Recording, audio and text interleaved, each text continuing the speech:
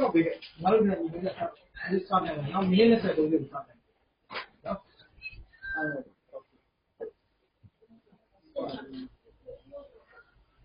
အော်ဟန်ဟန်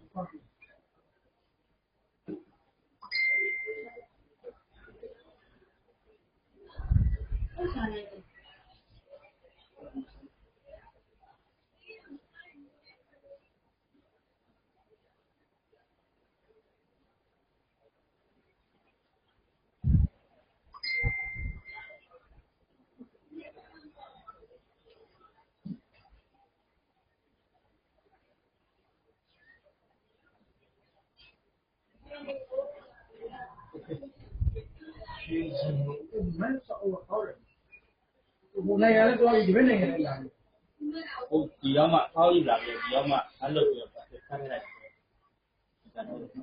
။တနည်းပဲလေ